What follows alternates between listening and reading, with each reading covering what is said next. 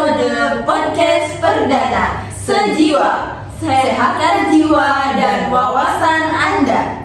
Sebuah ruang diskusi yang membahas isu sosial dan kesehatan untuk menciptakan masyarakat yang lebih peduli.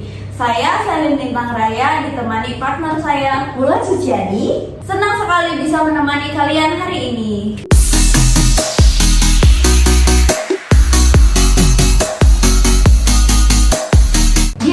Kali ini kita akan membahas tentang kesehatan mental dan kepedulian sosial di era modern.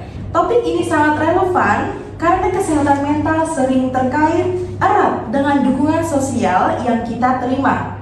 Untuk membahas hal ini, saya ditemani oleh dua narasumber. Yang pertama ada Mbak Melia, seorang mahasiswi psikologi Universitas Asia Yogyakarta. Selamat datang Mbak Melia.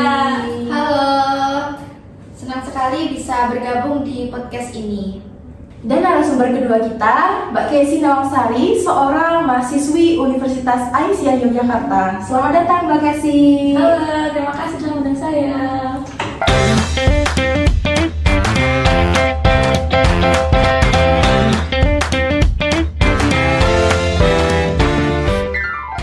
Baik, kita mulai dari hubungan antara kondisi sosial dan kesehatan mental. Menurut Mbak Melia, bagaimana keterkaitan antara keduanya? Menurut saya hubungannya sangat erat. Lingkungan sosial yang mendukung sangat penting untuk kesehatan mental. Sebaliknya, kurangnya dukungan sosial dapat memicu stres, depresi, dan kecemasan.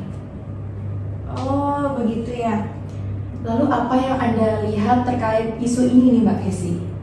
Saya sering melihat bagaimana ketidakpedulian sosial memperburuk kondisi mental individu, terutama di kelompok rentan seperti remaja dan lansia.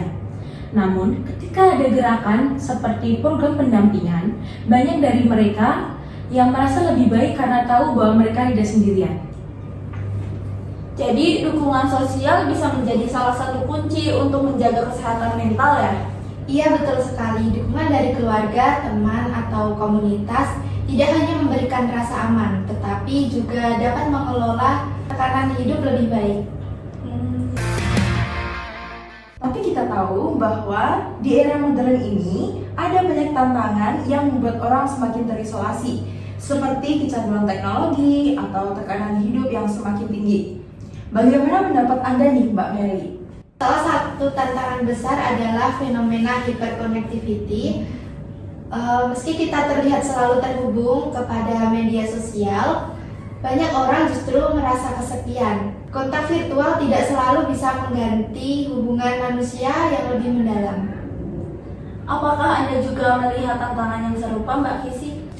Tentu, contohnya di komunitas perkotaan. Misalnya, individualisme semakin kuat. Banyak orang lebih fokus pada diri sendiri dan kehilangan rasa solidaritas. Ini membuat isu kesehatan mental sulit untuk ditangani karena mereka merasa tidak punya tempat untuk bercerita. Lalu bagaimana kita bisa mengatasi tantangan ini? Kuncinya adalah menciptakan ruang-ruang yang mendukung interaksi sosial, baik itu melalui komunitas offline ataupun online. Selain itu, penting untuk meningkatkan literasi kesehatan mental agar orang lebih peka terhadap sekitar. Saya setuju, saya juga percaya bahwa memperkuat budaya dan gotong royong dan kepedulian bisa menjadi langkah nyata. Misalnya dengan membangun program pendamping bagi kelompok yang rentan atau menyediakan kegiatan komunitas yang melibatkan banyak orang.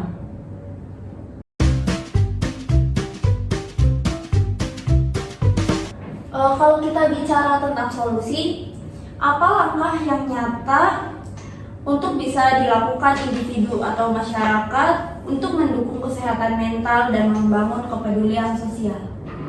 Mulai dari hal kecil seperti mendengarkan dengan empati ketika seseorang berbicara, jangan menghakimi.